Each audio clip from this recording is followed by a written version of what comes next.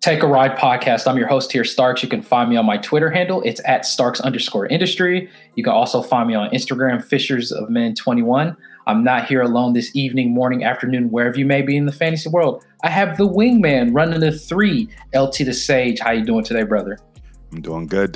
Just had our first draft and very interesting draft. Can't wait to go over that information with you guys on the New Life Fantasy Podcast. Yep. So in this episode in particular, before we get started, you guys check out this site, newlifefantasy.com. Join the mailing list. Join as a member for free. It helps our site to continue to grow. Also, if you are interested to be a contributor, let us know. Reach out to us. We are the smaller brand, I guess, in the sports analyst community to try to push you into the bigger platforms of ESPN, Yahoo, Fantrax, and we don't mind to try to help you out in that aspect. We don't just talk about fantasy basketball. We do baseball, football, fantasy, and we also talk about the faith side as well. So you guys check that out and subscribe to the Take a Ride podcast if you haven't. In this episode in particular, what we're going to go through is just our main draft. We tried to do a live draft, but before I do it, I'm ready to take people on for a ride. Again, this episode is just for particularly our draft, the main one. And it's funny, we tried to record and it did not work because we were so focused on trying to get the players we wanted. We were sniping each other, and we did something in reverse. Typically, in the NBA and redraft leagues, or how we do it, we try to maybe incorporate people that came in last to get the better position of rankings, or we just leave it random. We typically do random each year. I wanted to do an incentive this year to take a vote in the league. If you did good in the playoffs and you finish at a right spot, I think you should probably give maybe kudos to those that won or got further in the playoffs. LT won last year, awesome rivalry. I came in second, and he got the liberty to take the first player off the board. I had second, and honestly, we can just get right into it. He took the safe route of taking Joker. He is the aforementioned number 1 player. And this one, I'm gonna be honest with you guys, I was all Harden here, even at number 1, but for some reason it was just more of a gut feeling. I went Curry, and it was really strange to do that. Now I know in the fantasy community, it's like, I know LT thinks a little bit different. LT probably believes that's the right pick. Because we all know Curry exploded in this last preseason game, and the preseason just ended. And he finished on a high note. But for me, Kyrie is not playing. Harden is the person that's going to do everything. That's not to say Curry can't, but Harden gets more assists. And that's one thing that already stuck out in my mind, that Harden is going to get more assists than Curry this year on the average, I believe. And assist is not easy to just pick up, right? It's not easy to get. That's not to say Curry can't get assists, but Harden gets more assists. And like I said, it's just a gut feeling that I just think Curry is just going to continue to flourish, just taking the usage rate up in Golden State while Klay Thompson is out. So yeah, that was my pick. And I'll just kind of pass you the ball, LT, and you could just kind of go over the players and whatever you think, man. Absolutely. So Starks, Curry, Harden is Starks' guy. So I was very, very taken aback that he didn't pick him, but Curry's the right choice now. So don't get me wrong. Curry, I feel like, is the right choice in this spot. He went absolutely bonkers last night. If you guys watched that Portland, I watched it because Portland was involved. That's my team. So I was watching to see some of our younger guys, no Lillard, that, CJ looked okay, but Curry went off 41 points in a preseason game. To me, is crazy to see. And after watching the game and watching some of that, Curry's going to have to do a lot of heavy lifting. And when I mean heavy lifting, he's going to have to do a lot of points. I think his assists will be better than 2. I know he only had 2 last night in that preseason matchup. And Draymond's always going to have the most assists in that and on that team. But I just feel like Curry's going to have one of those years. And he is, to me, just based off of usage, he's going to be up there probably fighting for that first spot against, in my eyes, Giannis or Nikola Jokic. I think Giannis, I'm going to be honest, Starks, Giannis at 4 here, looking at some of his, he's actually worked on his jump shot. It looks smoother, looks better. The Sage Eyes, if you guys know about the Sage Eyes, it passes the Sage Eye test. And you can't guard him up close, or he's going to just blow by you. And so for fantasy purposes, he should be more efficient. If he can start hitting those threes more efficiently, he hit 6 for 9 on the free throw stripe the other night. I will take that every day of the week. If he can consistently get 7 of 9, 4 of 6, or whatever that case may be, I will take that every day of the week with a player like him. I think he's going to have a crazy year, Starks, and they gave him with center eligibility this year as well. How do you think about that? Oh, I didn't even see that. Yeah, I see it now. Ooh. And it's funny because me and you were talking before the podcast. We're like, we feel cool at first because our positions what we placed in last year, but it's like we'd rather be in the middle spot in any league this year because any of these people can be honestly the number one player by the end of the year. That's with Joker, Curry, Harden, Greek Freak, Luka that actually went 5th, Kevin Durant, Lillard. And I'm just naming the players that went off next. Kat, Joel Embiid, Jason Tatum, Trae Young, Anthony Davis. So let me just talk about Anthony Davis real quick at 12.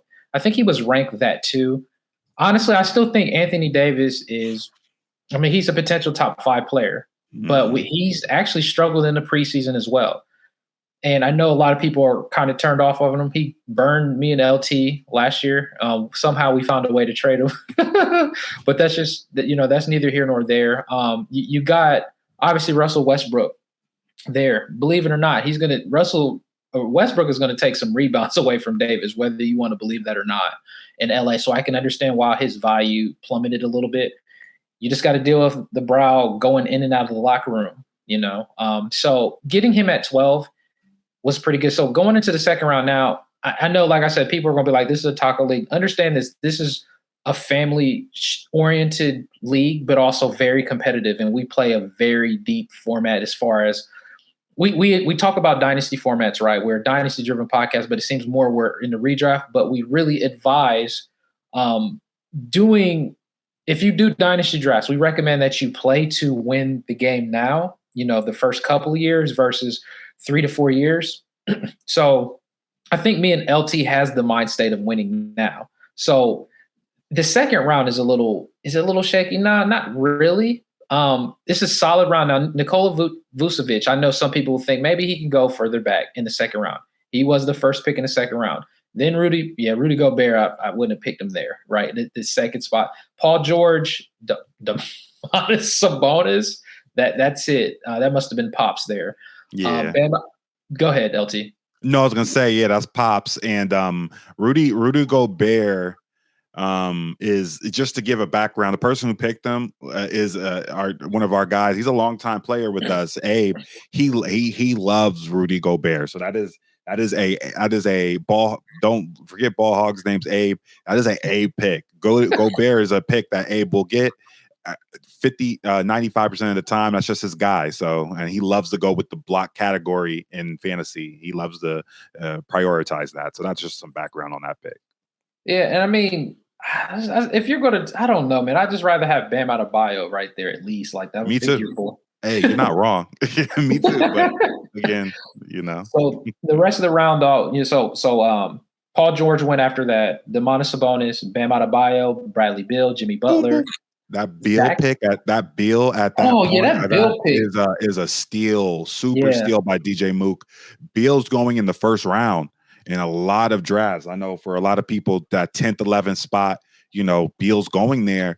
That is a steal of a pick in this draft. It's crazy. So when I saw where Beal went, I wish I was in the back end of this draft, man. So, but that's all I got to say. Go ahead. Nah, you're good. It's like that was your team last year. You had Beal and Damian Lillard, right? He got the same makeup as my team last year. His team's going to be deadly for sure. So like that's just a gold pick, and I'm just like, I'm sick. Like that's sickening to see something like that. Then Jimmy Butler, Zach Levine. Now I'm going to say something real quick about Zach Levine. And I said this a few years ago with an expert. And I know there was like the Jamal Murray, Zach Levine comparison. I started to think maybe Jamal Murray is going to be better, but I said Zach Levine is going to be the better player. And this was years ago. And I started like, maybe that was wrong. It's actually starting to look, maybe it's almost a push, but now it looks like Levine is making another step.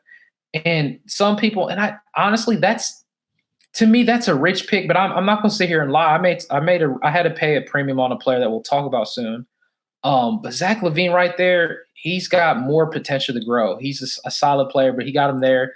Donovan Mitchell was a good pickup. Russell Westbrook, I think that's a solid place to get. Who Lewis got him or Ray got him there. What's your thoughts on that, man? Yeah, I don't mind that pick. I wasn't gonna get him because I already had a player, and we'll talk about that player here shortly in my mind around that pick. But I wasn't gonna get him there, but it is definitely a good pick. But again, Ray, I feel like Phoenix, he probably would have gotten that pick on the way back. He did pull on Westbrook there, but I don't think me or you would have gotten him on our pick. So he could have got someone else and got Russell Westbrook on the way back. So I think that's something that I think he pulled on it, but he didn't have to pull on it necessarily right there at that pick. No, that's honest. Now this is where it starts to get funny, right? For me and LT. I know this was a pick that he was surprised. And to be honest with you, I kind of surprised myself. I passed on my boy Michael Porter Jr. for Devin Booker, and a guy that I was really hard against on last year, Jason Tatum or Devin Booker, right? And I was like, I'm taking Tatum over Booker, and that's looked good. This year, there was a stat line, and now I'm starting to realize something and why I did some of my picks, because I have to pull up the stats, but I have to get it up here momentarily. But I took Booker over Michael Porter Jr. I know some people will be like, oh, that was probably not the smartest move. Michael Porter Jr. is a beast, and he's probably going to give the pick that LT paid. That is the right price. There was a comparison, someone to either get Bill or Michael Porter Jr. That's how high like Porter is essentially going. You seen that? Yeah, I've seen a lot of beat writers and some of the analysts out there are getting MPJ early because you have to, not because he necessarily is going to be a second round value, but he has the potential to get to that. But you have to pick him early in order to get him, because there's a lot of people in your draft that will get him and jump on him. So he's just going very much earlier in the drafts, and Yahoo has him rated in that second round, third round, early third round area right now. So Yahoo has their ranking so high on him that even if you want to maybe hold out, you can't. Auto draft, if you have an auto drafter or anywhere, or if someone's just looking, they see him physically on the page while they're scrolling through people to look for, and they're going to pick him up, and he's never going to get past that second round turnaround. So that's the only reason you have to get him in this spot, or he won't come back to you. No, that's good. I think Devin Booker is going to bounce back a little bit this year. He didn't finish too strong. Well, he finished out a little bit stronger, but he wasn't really that particularly good. I think he bounces back. But this is why I'm backing up why I think also he's going to have a bounce back. Preseason, again, you just take it with a grain of salt. But I was looking at teams with the fastest pace offense in the preseason, and the top 5 teams was the Warriors. So that's kind of why maybe I took Curry instead of Harden. The Nets, they wasn't a top 5 team. That doesn't mean that they won't be in the regular season, right? But the Warriors was number 1. That doesn't mean anything, but there's something to look at, right? They're old. And the Suns were 4th out of all the teams. And Suns was typically a slow team. Now, that doesn't mean they're going to be a fast team all of a sudden, but preseason, you just don't know. And I think they might pick up the pace on the offense. And again, fast-paced offense opens up more opportunities for stats collectively across the board. That's what I was kind of looking at. That's why I made that adjustment. And then the Nuggets, they have a little bit slower pace, but it doesn't matter. You get the superstar. You just don't play, and that's fine. So LT to me got a steal there. Me passing on Porter. So did I shoot myself in the foot? Potentially. And then LT turned around, and it hurts right here. I was looking at this guy hardcore. Triple J. I'll pass you the ball. What's your thoughts, man? Well, I didn't get Triple J yet. So I'm sorry. You're good. You're good. Stay tuned. I did get Triple J, but stay tuned. But no, on the next turn, I got LeBron. So I got Michael Porter. No, you're fine. You're fine. Michael Porter, and then we got then I got Michael Porter Jr. And you know what? He's not my guy, Michael Porter Jr., but he is the guy. He is the guy. And so I have to get him. He has some of the highest ability to bring back second round, even high first round value. And you think about Murray and how long Murray may not be back for how long. And you're like, who else is scoring for this squad? And you know what? It's Joker and Michael Porter Jr. And so I know for a fact those two guys are going to have to, if they're going to win a lot of games, they're going to be the two guys doing it. The only thing that can derail that is injury, and you can't really worry about that too much when you're drafting. So I got those two guys. My name is two-piece nugget meal in the league right now. So we're gonna ride the Nuggets hard. But then I turned around and got this guy for the first time. Starks is LeBron James. Yeah, I have not had LeBron James in a draft, and it's just because he usually goes in that first round area, and I usually already either picked. Or I just haven't had a chance to get him. And now that he's in the end of years, people have just forgotten about him. He had a 30-point night the other night, Starks. In the game, in the Lakers game. Let me go ahead and pull that stat line up real quick. But he also has PG eligibility. I don't know if he's always had PG eligibility in these leagues, but Yahoo's getting real fancy with the eligibility positionals. But he has 6 rebounds, 6 assists, 2 blocks, and 30 points in that league in under 30 minutes. And he's going to play more than 30 minutes on most nights, especially with all the injuries right now that the Lakers are running into. And again, I'm gonna die on this hill. The Lakers are going to be playing a lot and pushing a lot and playing hard every night. Because this year, the team they've assembled, it's Avenger style, right? Avenger style assembly of Westbrook, LeBron, Anthony Davis, Carmelo. This is the year. You either put up or shut up. They even have a great back end. They even have a great bench with Ariza, who's injured but coming back. Taylor Horton-Tucker's injured, but he'll be back. They have pieces, and this is the year to get it done. And so I think this is the year we really see a lot of these players play a lot. LeBron specifically, and I know a lot of people felt plagued by him missing a lot of games, but to be honest, he's not missed that many games the last couple of seasons. So he is. I like him in this spot. I think pairing him with Jokic is makes me smile from ear to ear.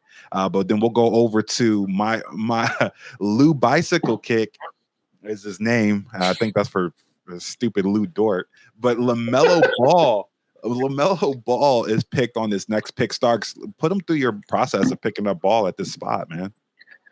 Okay, this is crazy, and it's funny at the same time. Can you hear me, LT?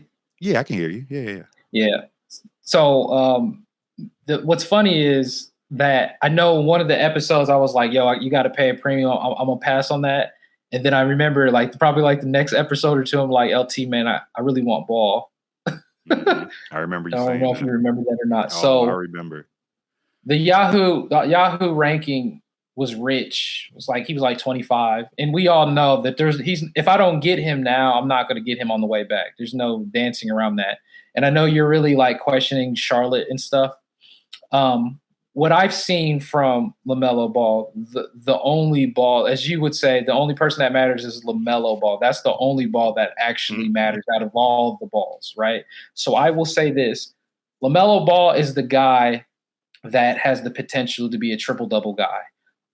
But he does more than what Lonzo does. He is a true sniper with some solid assists, and he can score. He can literally score. He's aggressive, and I like it. Charlotte, they don't have Devontae Graham anymore, and that is only opening up all the opportunity for him to get all the minutes that he needs and he deserves in that backcourt. So I'm excited to see that. And getting him at that spot, I knew if I didn't get him, then I wouldn't, like I said, he wouldn't be coming back. So I could have got Fred VanVleet instead, but I was like, forget this. I just want Ball. I want something exciting on my team. The next 3 picks here, Christian Wood, DeAndre Ayton, Fred VanVleet. Let me just go through this whole list so we can just pick. Chris Paul, SGA, Julius Randle, the Morbius. That's the most awful pick here. Evan Mobley, Clint Capella, Ja Morant, and Ben Simmons. And you know what, LT? John Morant, his rankings must have been down. It was What was he ranked? down. He was ranked like in the late third, early fourth round is Yahoo rankings. So John Morant was down, but remember he was hurt a lot last year. So his ranking is indicative of how many games he played. But he was. That's why I thought I might be able to swoop him up this year, man. I might be able to get him, but unfortunately, I wasn't able to. And he just didn't come back to me like I thought. And another person that hurt me, man, I thought Ben Simmons was going to fall, man. I thought Ben Simmons was going to fall a little further. T-Stew's buckets went ahead and picked them up here. I really thought he was going to fall to me in that fourth round, just because of everything going on. But I guess, with everything, with the new proceedings, him back with the team, people weren't playing that. So I really thought I could maybe swoop him up, because in Yahoo rankings, that's a find the person thing. Because in Yahoo rankings, he's pretty low too. So, yeah. It's crazy that you talk about that. So I'm training this person in this league, right? She is a woman. So Tamara, she's got very good skills in fantasy football. And I think this is like the second time we've had a woman in our league. I think, was it Sanea we had years ago? Is that right? Yep. So this is the second, woman we have in the league. And hopefully, and I believe, looking at her team, it looks solid. And we'll talk about it more in depth, like maybe, close in clutch shot. But yeah, Ben Simmons, I know that might seem a tad bit rich in some case by case scenarios, but I think he's going to play. Maybe there's still a chance that he gets moved, but the type of team that you want to build him around, you already know you're going to be basically torpedoing your charity stripe. He's not going to score you a lot of points, but everything else he does very well, and especially the counting stats that really matters. And then this pick right here, this is where for the build, Zion Williamson is right, but it's just the injury with him. That's the issue. The back-to-back turns, it makes sense, right? Sometimes you got to take a little bit of reach, like where me and you were at, LT, and then the back end, you're going to have to take a jump, because these players are not going to come back to you. And the way you build your team, this is what it's set on. The next pick, Miles Turner, still, to me, is a pretty good pickup. Rashawn Holmes on Holmes. De'Aaron Fox. Now, Pop's got a really good pick. De'Aaron Fox, real quick, could go on an ISO rant. I wanted him coming back here. I figured that wasn't going to happen. I thought there might have been a chance. But what am I saying? De'Aaron Fox was the number, he was inside the top 12, I think, in the last month of fantasy basketball last year. I was like, whoa. And to be honest with you, Sacramento, I know they're a weird team, but I think they're going to be a potential shoe-in the playoffs. You heard it here first, a potential shoe-in the playoffs. So with Halliburton, yep, LT, make that face. And I know you got one of your boys on there, so we'll talk about that here soon. That's where I stand with that. I'll pass you the ball. You can jump on the rest of these players. If anything sticks out, go ahead. Absolutely. I'll start going down too. Now, Zion Williamson, just to go back to Zion, there's a couple more things. I'm not too worried about the injury per se, but he's conditioning and his, a lot of people are worried because it seems like he's not, we thought, when he came in, he was a little bigger, et cetera, but he's already has a foot injury and things of that nature. And he doesn't look like they're doing the right things to get him in a better, just better fit wise, smaller, stronger, everything's LeBron doing to stay relevant in the league so long. Doesn't look like Zion's getting the memo. So we're pretty, I think a lot of people are worried that Zion he's a good player, but he may have a short time frame if he doesn't turn around, how, his build, to be honest with you.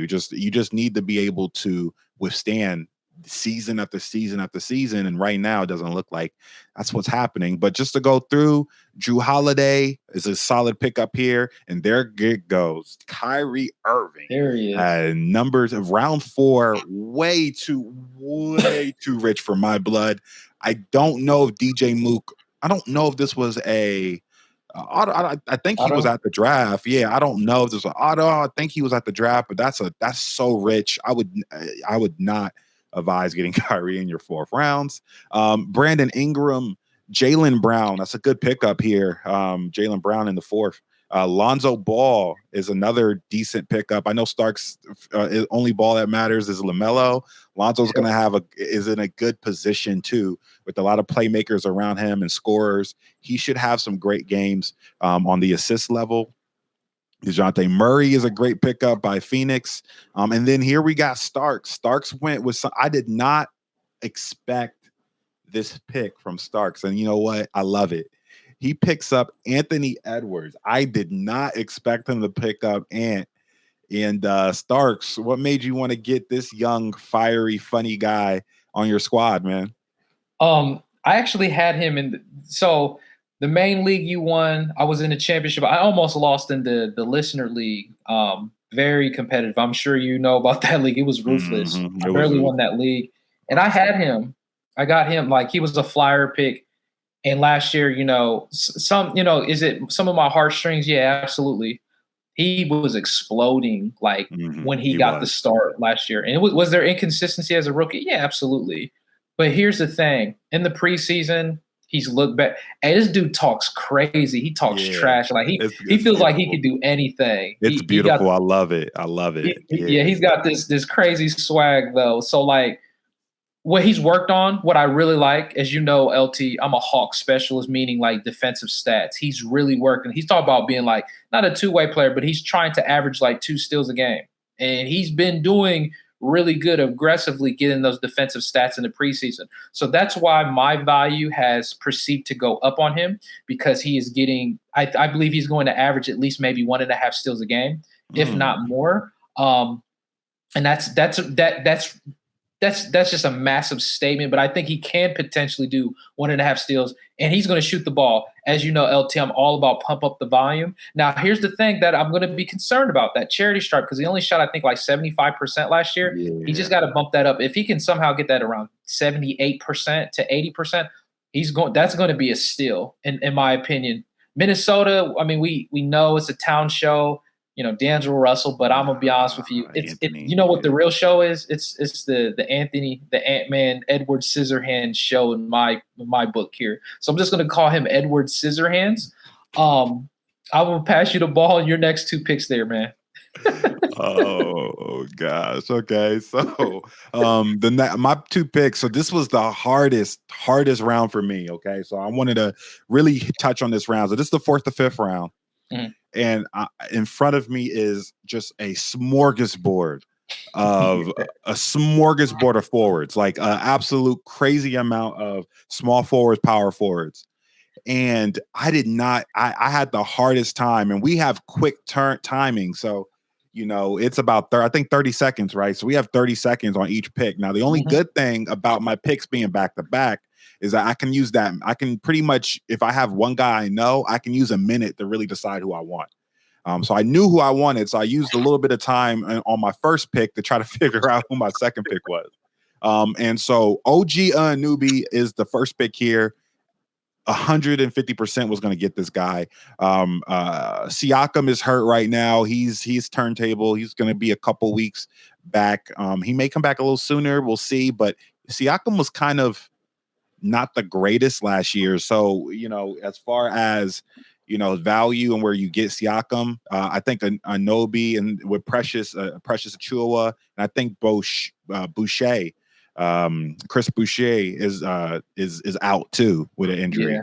So a new OG is going to get all the time, all the fun with VanVleet on that Toronto team, and I can't wait to see the stat lines he produces. So you got to get him there.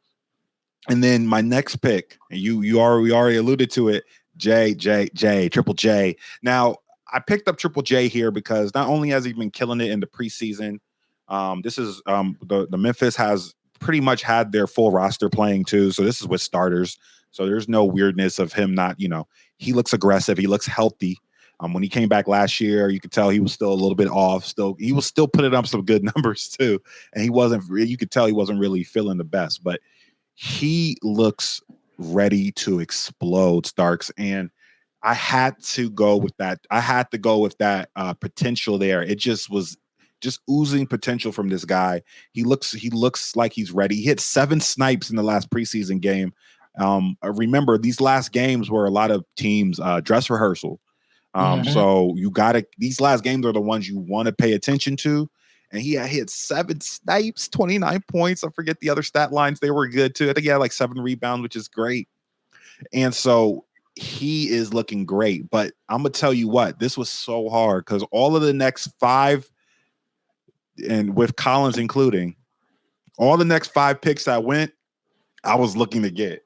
They were on my radar. Seriously, like I'll let you talk about the unicorn, but Chris Middleton, CJ McCollum, Tobias Harris, and John Collins. I was looking at all of these guys, and I'm like, man, I was gonna go Middleton, Tobias Harris. That's a good little 2-man forward thing. I was like, man, maybe I'll add McCollum, give me a nice little scoring 2-punch. If he gets traded, whatever. John Collins, I've warmed up to John Collins over the last 2 years. So there's a couple players, and then even Pringles. I was thinking Pringles was the unicorn was someone maybe I would go with as well. But I had to go with Triple J Starks. What do you think about that Triple J pick and then your next pick there? Yeah, so that was you sniped me on that one. I was, to be honest, I was stuck between him and the unicorn. And I think I said on the previous episode, I know they're both injury ouchie guys, right? We know what they can do when they on the court. Yeah. They're like the same player too. That's what's funny about it. They're like very similar. As a matter of fact, it's crazy. Dynasty formats, it was like a couple years ago, would you take Triple J or Porzingis? It was hard. It was hard. And even in this draft, it's still hard. Porzingis, man, I think I said it on one of the episodes. I think I probably, if you need a big man, I probably would get him in the 4th round. And I know that might be a little rich. 5th round beginning, to me, that it's fine. That's fine. But like you said, Chris Middleton, CJ McCollum, Tobias Harris there. Good. John Collins kept sliding.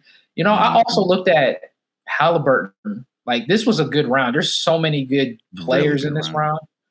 But yeah, so my pops, man, he's too hungry for the rookies, and like Jalen Green. I mean, it's a reach. I'm just call a spade a spade. It's a massive reach in the 5th round. You could have got him later down. We've already talked about the Morbius. We need more plasma back in the 3rd round. Like, you don't do Evan Mobley stuff like that.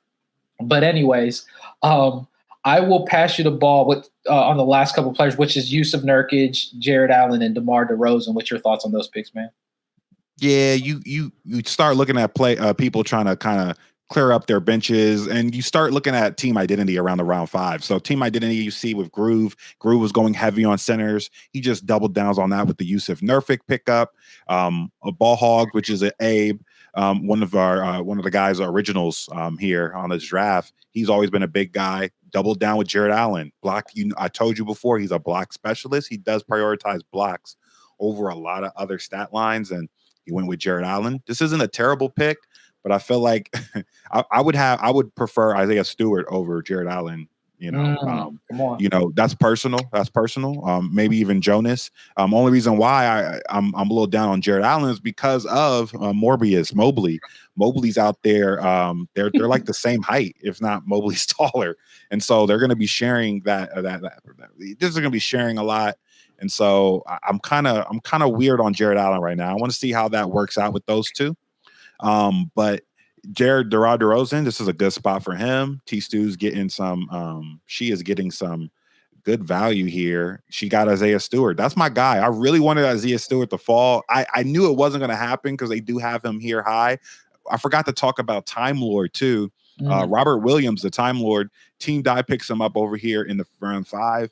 He is really high in Yahoo rankings with him starting now. So it's Yahoo is not, that's like the weirdest thing to me that he's up that high, but on a per 30 basis, he is a monster. So, that you got to pay a premium for him this year to get him on your roster where you could get him cheap a lot of times back in the day. The round 6 is where my heart got taken, man. I got a couple guys snatched for me this round that I was looking to get. At least 4 to 5 guys I was looking at just like went around this draft. And this is the this is the bad part about being in those middle areas is this round right here. So if I was in the middle round of this round, I would have gotten my guy, right? I would have gotten one of my guys. And I did not get any of the guys I wanted to get. I did not get any of them in round 6, and it hurts. So I'm gonna steal the ball real quick. Abe with the Malcolm Brogdon early 6th round. Oh, he was not even there. He wasn't even close to that area, and he just snipes me with that, bro. I hurt.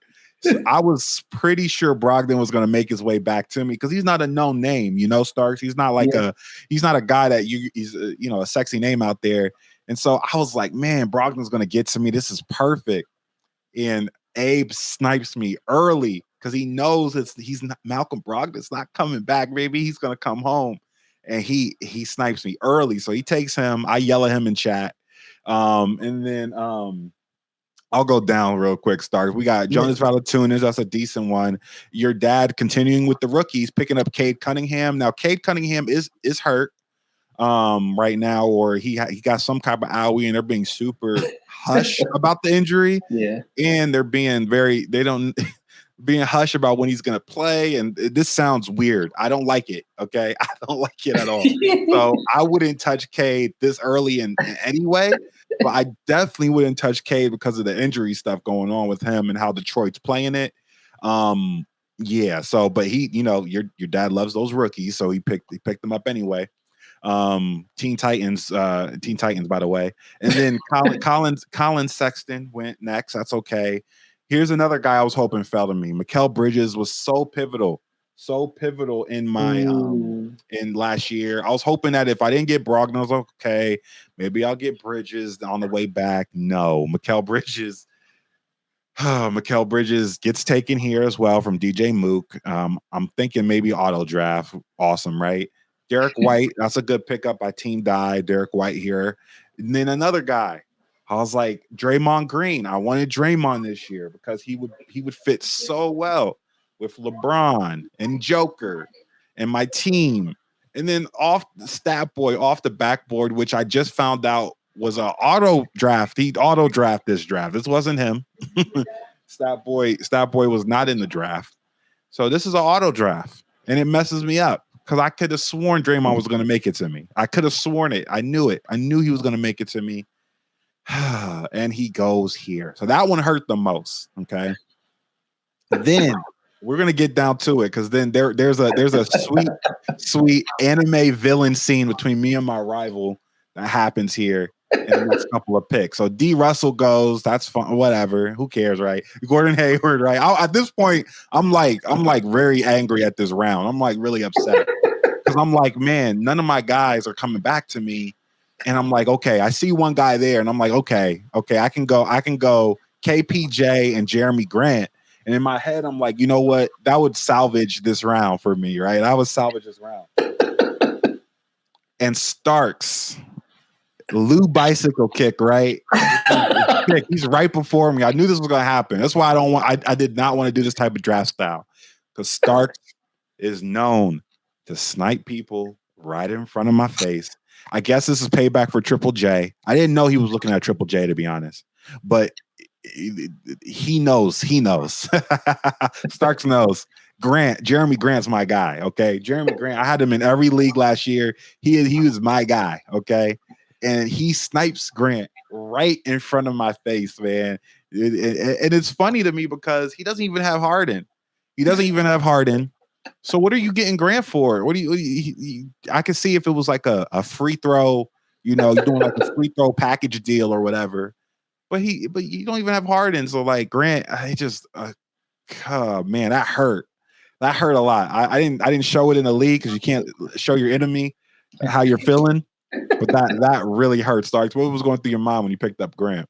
Let me tell you, this was a very interesting round. And what's funny is I seen him last minute. I barely seen him. I was like, oh shoot, Grant, like, why is he still here? This was the round that, it's funny. We were talking. I was like, yo, is he? I was thinking the same thing. Well, let's go back to Malcolm Brogdon for a minute. I really thought he was coming back, LT. Like, no joke, man. I really like. And then I would have thought about getting him, but then I might have passed on him, honestly. Malcolm in the middle, Brogdon. I was like, that's LT's guy. I like him too, but I'll probably get someone else. This round, I was looking at Derek White, low key. He's different. You know, he's a little underrated cat. I was kind of looking at him. I was like, well, it's not a big loss. You know, I'll look for someone else. And then I just remember them Jeremy Grant, Harden S and Charity Stripe stats. I was like, what? You already know I'm pouncing on this. And this is the player last year, like, when is it going to fade away? It never did. It just never did. He looks really good in the preseason too. He looks really good. He has this, like, I don't know if you've seen it. He has this like post move where he like spin dunks on someone, man. It's silly. It looks very silly. And I think with the additions of some of the other guys coming back, it's going to free up some more, you know, because he was really, really pressing it last year. Because he was the only guy really until Sadiq Bey kind of turned on later. But yeah, I think Jeremy Grant, that's just a good pick. That's a good pick, man. I don't understand why he's going around the 5th, 6th rounds. I don't know why, but yeah, that was a good pick. So I just thought I was gonna get him. And to be honest, if Abe doesn't get Malcolm Brogdon, I think Brogdon falls, Starks. I think Brogdon falls. Yeah, I thought Brogdon was going to fall, but yeah, your next picks though, it's still a solid pick. You got one of your boys still. You got Kevin Porter Jr. He was supposed to be my 7th round pick.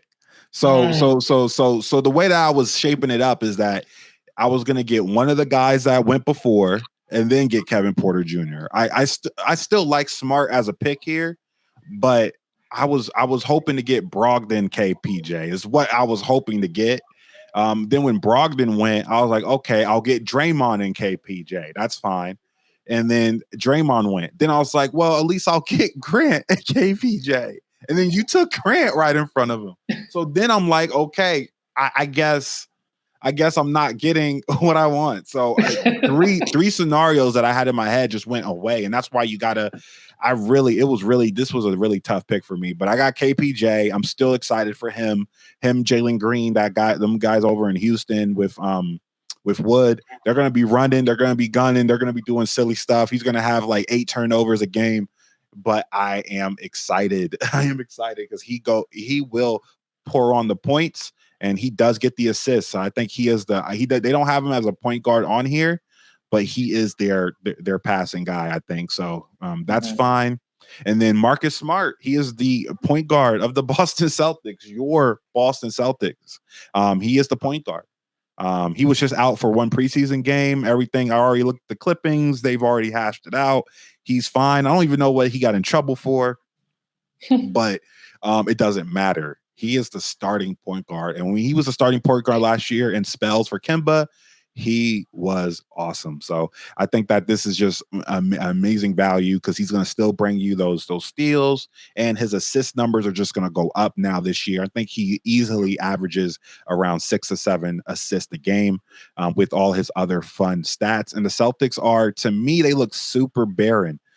So they're gonna need some scoring. To be honest, like they look like a weird team this year, and so it's just Schroeder over there. Is that where he went? Is Schroeder on the Celtics, or I forget who other point guard is on the Celtics? Yeah, he's over there. Yeah, he is. He's Schroeder. So yeah, so it'll be Schroeder, Smart. You'll see those guys, and I think they may start aside each. I don't know, man. I don't know what's happening over in Boston World, but Smart starting at the 1. That's all you need to know, and he's going to be a great pickup there. He's going to do his thing, and then Starks picked up a guy I was looking at too at that spot. Garlic Jr. I should have sniped them there just to get him back, but I didn't because Smart's my guy. Smart Bomb's my guy. But Garlic Jr.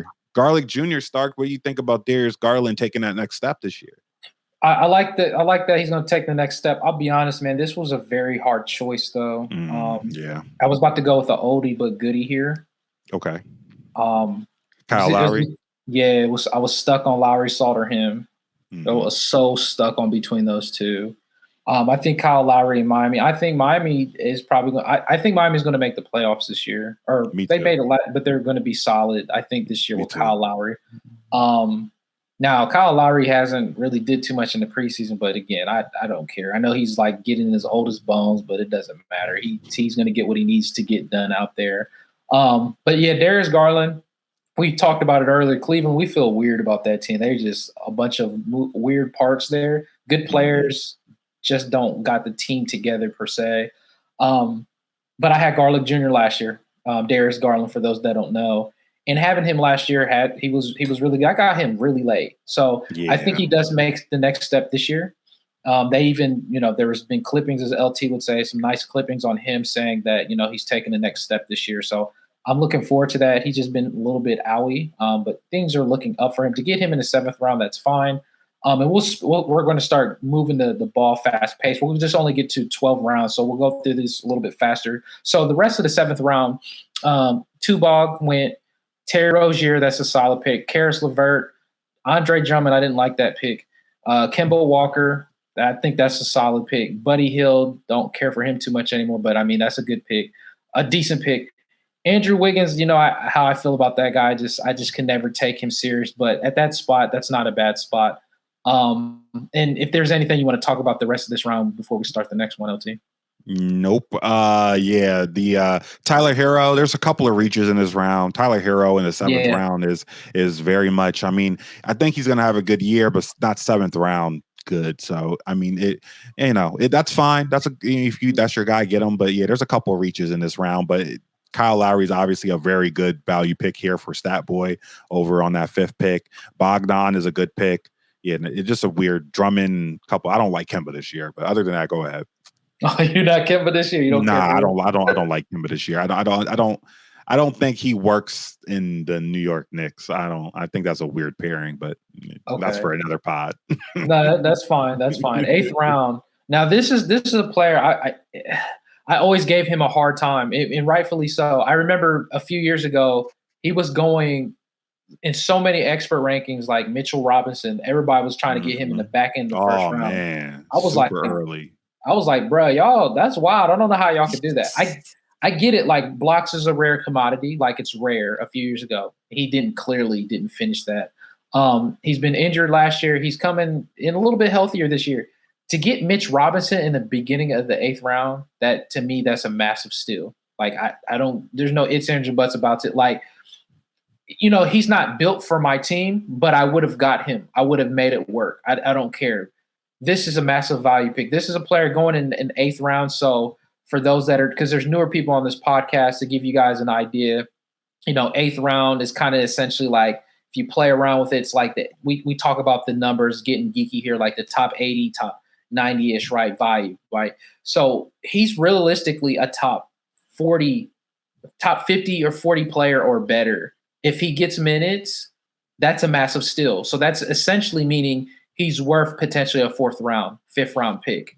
That's what I typically believe he can be this year. Can he stay healthy is the question, right? But that's the type of player he could be. Now let me go ahead, and that's Tamra. And I like I said, I try to help her out with the sleepers, and this is one. And I think her team is coming along pretty well. But let me just read the rest of this round, and then you can spit your thoughts there, LT. Mike Conley is a value pick here. Nickel Alexander Walker, hooked on phonics. I probably said his name wrong. Jakob Poeltl here, Norman Powell, Chris Boucher, Robert Covington, Al Horford. This one hurts. Devontae Graham Crackers. That one hurt really bad. Another sleeper that Ray, he did a last crunch. I wanted this guy, and I'm just going to be hooked on phonics, brothers and sisters out there. Alperen Sengun. That's the Trigun guy, or Spirit Gun, however you want to say it. Wendell Carter Jr. and then Kelly Olynyk. I will pass you the ball before I dig in on this round. What's your thoughts, LT? I wanted Graham Crackers too, but I knew he wasn't going to get past you. So I wanted Graham Cracker. I like Graham Crackers this year as well. This round was okay. There's a couple Norman Powell. There's just a couple of weird ones here. But I'm not gonna get too much into it. Jakob Portal actually has been going earlier, I've seen. So that's a good that is a good value pick. I hate to say it for Dr. Duncanstein, but centers are definitely at a premium this year. So Jakob Portal, I've seen him go as early as the 5th, 6th round in some leagues just because of how centers go and people trying to get those centers to get somebody on their some type of center on their team. So you'll see a lot of those picks coming up where people are going real early on some centers that probably shouldn't go till later, but you need centers at a premium this year. So you got to go with it. Yeah, I would say my favorite maybe 3 picks out of this round is Mitchell Robinson, Devontae Graham Crackers, and it might be Conley, maybe. That's 8th round. That's a solid pick. Conley's a solid pick. Yeah. Next round here, this is in a few more rounds here. Spencer Dinwiddie went, Daniel Gafford, Garlic Jr. Well, I guess it's the second Garlic Jr., the second, the original Tim Hardaway Jr., PJ Washington, Miles Bridges, Brooke Lopez, Evan Fournier, RJ Barrett, Klay Thompson, Jordan Poole, Mo Bamba, and then Jonathan Isaac. What is your thoughts on this round, LT? Just to touch up, Kelly Olynyk, I thought was a pretty good play for me over in Detroit. He's going to do it all. I think he's going to be very much a good cog in the wheel there. He always ends up putting up very weird stats anywhere he goes. So he's going to be starting. So that's a good place for him, playing that 4-man over in Detroit. And then Spencer Dinwiddie, I needed scoring at this point. I needed someone that's going to score. I didn't really need any other assist, or I didn't need any guy. I needed him to play that Beal. Who else to play that Beal role than Beal's teammate, right? Taking over that Westbrook role. And so he's going to have to score. And so I think he's going to score a lot of points. I think he's going to be averaging over 16 to 18 points a game. That's just me, though.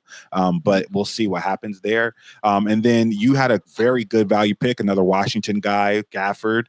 He's looked really good on the defensive end with those blocks, rebounds, points as well every now and then, but he looks like he's going to be a good big man for you. Miles Bridges, I know you want to maybe speak about him after I'm done, but everybody else looks pretty good. Super jump on Klay. But when he gets Klay back, if Klay comes back and does Klay things, that's going to be a good pickup for Duncanstein. For sure. And then Klay's replacement went right after him, Jordan Poole. I was hoping the Poole shark would fall, but I doubt it. The way he's been playing in the preseason, I knew he was probably gonna get snagged up way before his time. But that's a good pickup. He's the Klay. He's Klay right now to Curry, and he's gonna play that role for a few months. So it's good to pick him up, right at that spot. But I know you had talked to me about Miles Bridges, and you felt like this was a steal at this spot. Yeah. Let me also steal the ball going back a little bit to the back end of the round when you talked about Kelly Olynyk. So I don't think he might be coming off the bench, I think, in Detroit. Oh, okay. He might, but it doesn't matter. I mean, he can still get solid roles and minutes. I mean, we know what his production does. He's always a solid big, right? So, yeah, man, Miles Bridges, he just kept looking in my face, man. And it's like I wanted him, but then like I didn't. I know that's weird. And it's almost like someone is gonna, and he's kind of injured right now, but we all know like Hey always somehow gets hurt. And true. I didn't even think about that. And even if he plays 6th man, Miles Bridges, because I think the starting lineup for Charlotte is going to be Ball, Rozier, Hay, PJ Washington, and then Mason Plumlee. Maybe they might play matchup based, starts, but I think even if he's a 6th man, he could be solid. But yeah, that's a solid spot at the 9th round. Miles Bridges is a top 60 type-ish player. He can be, or better. And to get him in the 9th round, to me, that's like you're cutting coupons, man. So that feels good. I know, our boy Ray got Tim Hardaway Jr. That's an okay spot. Just a sniper. That's pretty much what it is. Is it an okay spot? Is he? Yeah, is it? Yeah, probably not. You probably want to get him further out. Now, there's 2 players I do want to talk about. Mo Bamba, bruh. Like, to be honest with you, I probably should have got him over Wendell. Yes. I made an error. Probably should have got Mo Bamba over Wendell Carter Jr. So I really like that pick for Abe there. And Jonathan Isaac, listen, you already know how I feel about Jonathan Isaac, LT. I do. If he gets on the court this year, somehow, some way, he's a top 30 35 player better. And yeah, I'm just calling it for what it is. We knew what he was doing. Yes, he does it all. I have to see it. I have to see it. He's been gone for so long. I have to see it. I agree with you. He has the potential from what he was doing before, but I have to see it. That Magic team is different than when he was on it before and was doing all that craziness. They got a lot more. They got Mo Bamba, right? They got a lot more players. They got Wendell. They got a lot more of those big men and forwards out there. Okiki, my guy that I picked up later on, I think. I want to see what he does on that squad, because before he went away, a squad looked a lot different. So I want to see it. But if he can come back and do what he was doing, Starks, yeah, he has that potential for sure. Top 50 for sure. Listen, man. He just got to get on the court. I don't care what Orlando looks like. I don't care. I know they got all these pieces. I get it. Chuma looking pretty decent. Mo Bamba having a Bamba number 5 party. Yeah. He's having a party, right? We know that. Wendell Carter Jr., they just signed him and everything. But Isaac plays, I believe, the 4, right? So who's going to be the 4? Chuma might be starting, right? Gosh, I should have probably drafted him. I think you got Chuma? Did you get Chuma? Okiki? OKKK, yeah, I did get Chuma. Yeah, I got Chuma. But yeah, man, he was on that squad last year that won it all. Yeah. Okay, but yeah, I'm on that. So let me go ahead and with the next round, then we're almost done. People, listeners. So round 10, Kyle, the Kuzma. That's a good spot for him. It is. John Wall, Kyle Anderson, Aaron Gordon, Jalen Suggs, Nerlens Noel. That's a good pickup. I can never say his name right. Bojan Bogdanovic. Yeah. Harrison Barnes. Bogdanovic. Zubac, Vikas Zubac. Yeah, right? I don't know about that Zubac. I don't know about that Zubat. I don't know about that Zubat pick. Unless if he involves the Ivica Gobat. I don't think that's a good pick, but go ahead. Kevin Huerter. Oh, the pick I just loved right here. Giddy up, Josh Giddy, and then Larry Nance. I'll go ahead and just steal the ball real quick, LT, and then you can say what you like. And I'm going to talk about the Kuz too. But Josh Giddy right here, like, to me, I would have got Giddy in the 9th round. Who did I get in the 9th round again? Oh, I got Gafford. I could have got him in the 9th, and I would have been fine. But just to get Giddy makes me so excited from OKC, a wasteland team that they are. A rookie. He's getting the starting position. I believe he's going to be starting in OKC, and he's a guy that's going to get you assists. Is there going to be inconsistencies? Yeah. But this is, to me, this is where people get excited. Like my pops has an issue with getting rookies. This is not fantasy football. You can't get away with that in basketball. Unless you pop on every time, it doesn't work like that. So if you're going to reach on rookies, unless you know for sure they should be worth like a top 50 or better. But if you're not sure, these are the rounds, probably even earlier, to start getting rookies, right? But Giddy at this spot, it was a no-brainer for me. I'm excited to get him. I can't wait to force Ray to see him play, because getting in his ear, what Ray likes to do? He always likes to look at our teams, because we talk about a player, LT, you already know, it's seared in his heart and mind, and then he's going to try next year to get the players just a spite, right? What'd you say?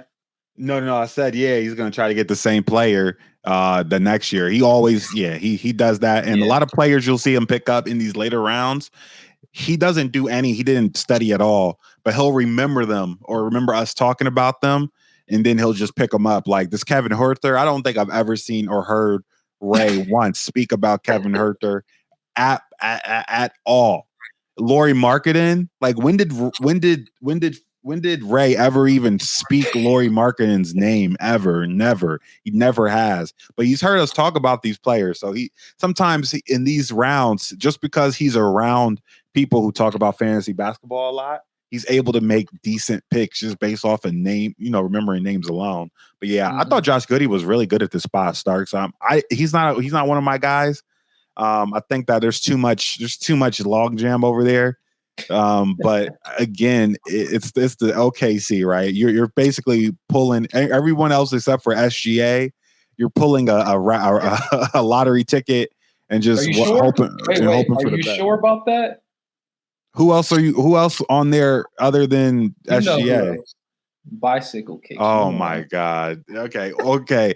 Again, lottery ticket, because he'll put up 40-point games, and then Luguentz Dort, he's a dork, not with a T, with a K. Luguentz Dort he'll flop multiple games in a row, and they'll come back and score 40, of course against me, because that's just how it works. But yeah, but okay. Well, Luguentz Dort has some respect for me, but Josh Giddy, he's behind Dort, right? That guard position. Josh Giddy, he's going to have to fight for minutes. At the end of the year, he might be in a better position than the beginning, but I just think that team is a mess, man. I just personally, okay, I just think I don't. That's just me though. That's just okay. Here's my question on top of it. And obviously, I was going to say Kuzma, I can't stand you, but that's a good pick here, just like you said, LT. So let's just get on this Giddy. Let's stay on this Giddy moment, and then we'll move forward. Okay. I don't think we know that OKC is a wasteland team, but who's going to take Giddy's minutes? We're going to talk about Theo Meldon, right? SGA is going to play the combo guard spot. I think he might run guard sometimes at 2, against Dort the 3, 4 maybe Baisley. I wanted Isaiah Roby, but I didn't get the Robe Master. And who else? Poku? I don't think Poku starts. I think he's coming off the bench. Yeah, he's coming off the bench for sure. No. I'm not saying that Giddy won't have the ability to produce. I'm saying that team in general is a mess. So when you look at the team, Basil leaves. They have a bunch of rookies. Isaiah Roby. You don't worry about Roby in this conversation, but Poku, Giddy, Dort, I wouldn't want. The reason why I don't like Giddy is because who's going to go off? There's no consistency. You might have Basil leaves, have a great game, and then Giddy might not have a good game. Maybe Poku goes off, one night, and Giddy, and then maybe Giddy goes off one night, and Dort doesn't. I don't know anybody on that squad where they all 4 or 5 can consistently have good games at this point in their careers. Now, I may be wrong. But they just OKC just got a weird team, man. They're super wasteland. This is the definition of wasteland team. Just look at OKC's roster. Seriously, I'm not even trying to be funny. It's really bad. So if Josh Giddy does have ability to, we'll see if he can step up and come ahead as a second scorer. But I have to see it first. I have to see it to believe it. Yeah, well, you've seen Lou, so that's all that matters. Oh my God. Luguentz, all right? He's not a dork until you know he's a dork. You get it. All right, so let's move forward. The dad jokes are back. 11th round here. Now, this is interesting, LT. You got the classic Reggie classic right here. Oh, and did you know who went next? Lou Bicycle Kicks Dort. He went there. And then Lowry Marketing. I wanted DeAndre Hunter. I wanted Hunter X Hunter. He's going to be good this year. Again, he's going to be good like he was last year. Jaden McDaniels, Sadiq Bey, I was looking at him. Mason Plumlee, Jordan Clarkson, Terrence Mann, Deshaun Tate, Montrezl Harrell, Patrick Williams. Your thoughts on this round? Terrence Mann is a great pick here. I like Terrence Mann pick. Of course, your dad got him, so that's an interesting. He has some interesting good picks. It's not all bad rookie stuff. But Terrence Mann, I think, is a good pick here with Kawhi out all year. Again, Kawhi is out, not all year, but he's going to be out for a long time, and we know Kawhi. He's not going to rush back, and so Reggie Jackson last year for them is no Rondo. Okay. I looked at that roster before the draft started. I don't know. I don't see because this year I was looking for cheap guards.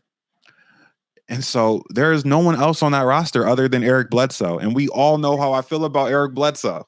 We all know how I feel about Eric Bledsoe. And so Reggie Jackson has that point guard spot on lock. And so I think that this is such a good value pick for me and the way I built my team at round 11, getting him. I got a potential, point guard starter so late in the draft. And I do want to kick back to Larry Nance. I think he's going to have a great year in Portland. That is a definite homer pick a little bit, but I think he really fits with that Portland team. I think he's going to play really well for us there. Reggie Jackson. I knew I can get him late. I knew, that he would go under the radar. I think he's going to have a great year in LA, man. And there's no one that's going to fight him for with Rondo gone. There's no one to fight him for point guard time. So he has the job.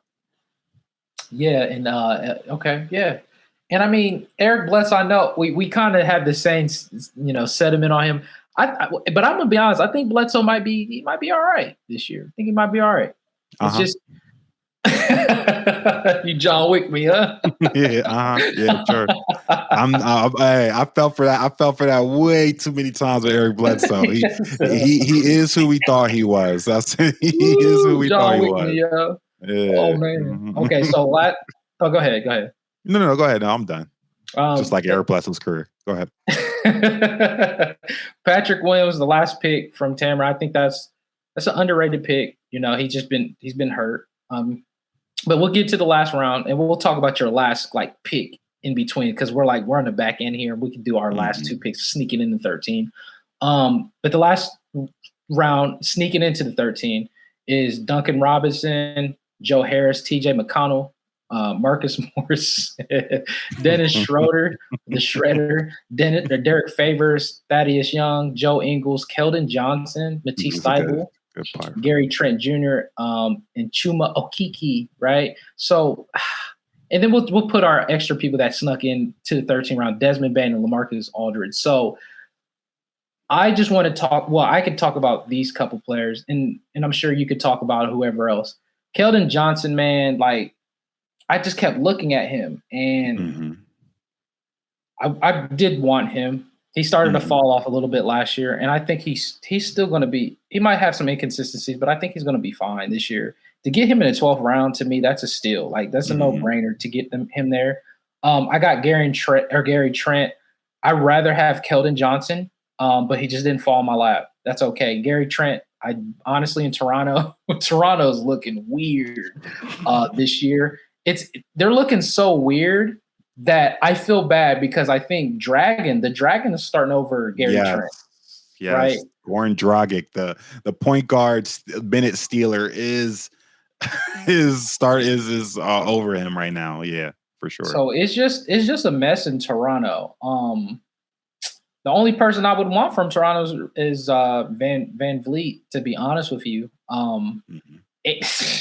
Wouldn't it be funny if Toronto somehow contend, and if they are somehow a contender, to be on a borderline of even potentially making the playoffs, they're going to start the Dragon all the way to his Will's all fault. All the way. You know it. You just know it. I hate that they got him because I think that Malachi Flynn was looking pretty good too, man. And so the fact that they brought a veteran in there, I feel like just defeats. They had Malachi Flynn, they got Gary Trent, they had Van Vliet. I felt like their guards weren't the issue. So it was very weird. I almost got my boy Chemical Birch too later on down the road, man.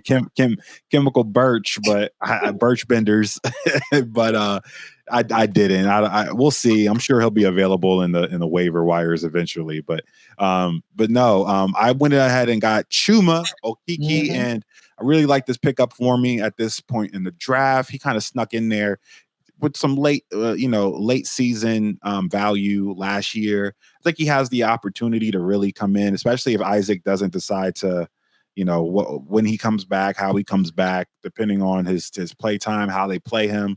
I'm very interested to see how that rotation sneaks out in Orlando. I think Orlando has a lot of potential strong players that can really give your fantasy team a little oomph, but it all depends on those rotations, baby, because they got a lot of players to play and not enough time. So, but yeah, I like Chuma. And then I picked up just to sneak into the 13th round here. I picked up Desmond Bain. I needed threes. So I was looking at my team and I needed someone that was going to hit some threes for me.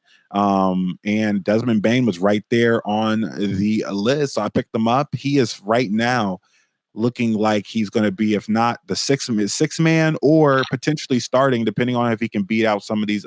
I forgot who it is on the. I forgot who the guy is on the. I can't think of their name, man. The Grizzlies. I can't think of the other guy's name, but I think he will. So that's just me being a Bain guy. I think he's going to beat out the other guy and start for that team eventually down the road. And so I went ahead and invested in him a little earlier than most, just because I think he is going to end up starting and producing, that Seth Curry role that I had last year, just hitting, being consistent, hitting, 2 to 3, 4 threes a game is what I want him to do. That's good. And yeah, it looks like he is going to start for Memphis. I don't think it's going to be really difficult. And I kind of feel bad just not seeing this. So DeAnthony Melton's finally going to start for Memphis. I think that hurts my heart. Yeah, I think it's Melton. I think it's between Bain and Melton on the starter. Well, I think maybe Bain is going to play the 3, and I think Melton is playing like the combo spot. Oh, okay. They're going to bring him in the 2. Okay, that would be nice. That would help out that'll help me out. It would help you out. Yeah, for sure. Yeah, that'll be nice. And then like the last pick, this is funny, old school here. Brooklyn LMA, like it's just good to even see him back. You know what I'm saying? In Brooklyn, and just kind of cheating. I had got him and Blake Griffin, so it's just weird.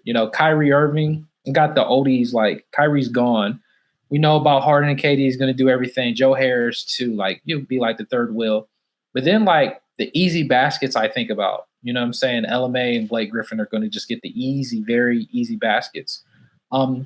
So you know how people will be like, oh, dang, Brooklyn, they don't have Kyrie. Like, to be honest with you, they're still going to be a playoff team with or without Kyrie. Top 3. They could still get far. But the problem is, can they even be healthy? And we don't even know how Kyrie, if he's going to come in or not. But that's it. We can, actually, is there anything you want to say before we get to the clutch shots, LT? Yeah, it was like 21 rounds, so we're not going to go through all of them, but I just want to touch on some notables that I picked up later on.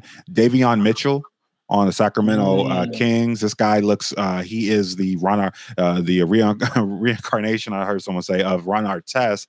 Defensive minded, probably is going to be in there at the end of a lot of end of game situations. His scoring, it will continue to be good, but he's not scared to shoot. And I think he's going to have a lot of steals this year. So that is, I picked him up for pretty much a steal specialist. And then another guy that I picked up that I actually like early for an early round pick, you might drop him a couple months into the season, but Grayson Allen for the Milwaukee Bucks is playing the Dante DiVincenzo role while Dante is hurt. And I think Grayson Allen I think he's going to give you that very solid production. He's going to get a lot of open threes in that corner, playing with Chris Middleton, Drew Holiday, and Giannis. I think he's going to have a lot of open 3 opportunities, and he's going to cash them in a lot. So I think if you can pick him up late, like, last round, second to last rounds, I think he's a great pickup for you as well. Nice. And I'll get to one of my notables that I want to share. This is also potential for Dynasty in a sense, is a guy that I kind of almost forgot about, and his nickname is Bones Heelan or Highland, hooked on phonics. Deshaun Highland. And the thing about this guy in Denver, we know that Jamal Murray's out for a while, right? Campazzo, like we know what he did against LT in the finals. He had like 6 or 7 steals. I don't even want to talk about that guy, man. But Campazzo, like, he's a solid player. But Will Barton and Austin Rivers, like Highland, I think this guy, like, he was like doing very good in the preseason. And I think it's just only going to be a matter of time that he at least stifles or it takes some minutes throughout the year. And if he does, that's a massive steal. But it's the beautiful thing about fantasy basketball is when you pop on certain players that can potentially formulate. Now, if it doesn't work out, that's when you cut them and put them on the waiver wire. You don't lose your heart. Just like what LT was talking about, his boy from the Sacramento Kings, right? What was his name again, LT? Davion Mitchell. Yep. So just keep an eye and remember those names. And those are the type of players that can anchor you to get, like, in the championship. Because if they pop, say, for instance, you get a rookie, say, for instance, like after the 100, like past the 120, past 130, right? What if they somehow was like turned into a top 70 player or better? Crazy. That's just massive for your team. That changes the whole ball game.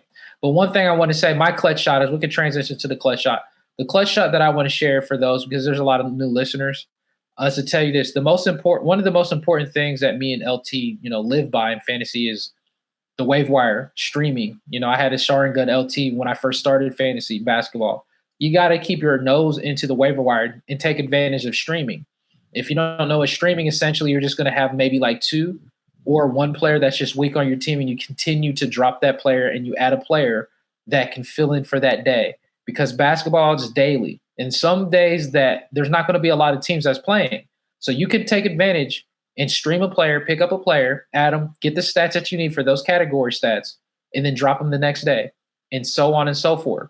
And as you do that, it helps you to collectively beat your opponent if you do head-to-head leagues.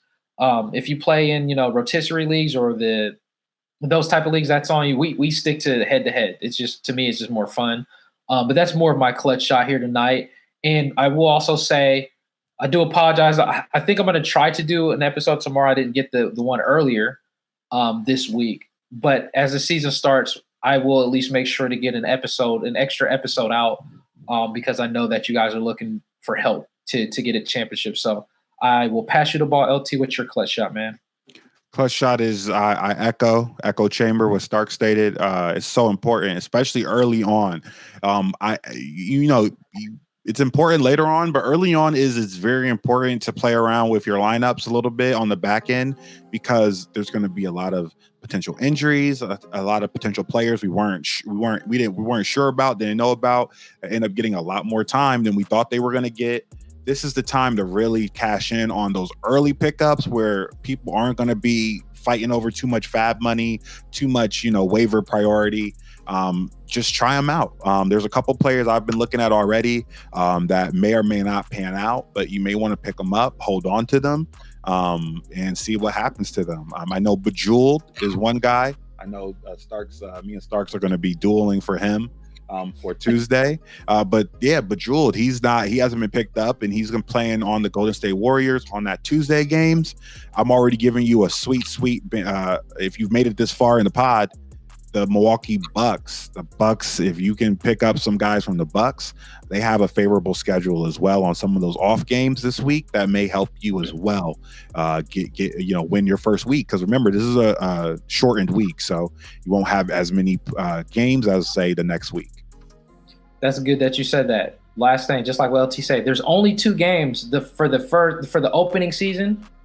Only two games are playing, and the 2 games that are playing is Brooklyn Nets, Milwaukee Bucks against each other, and then you got Golden State Warriors versus the Lakers. That's the only 2 games. Stream players, take advantage of that, and get the stats, and then drop the player or whatever. Can you still hear me, LT? I think I'm good. Yeah, you're good. Okay, it's frozen on my side. Okay, so you guys can find me on my Twitter handle. It's at Starks_industry.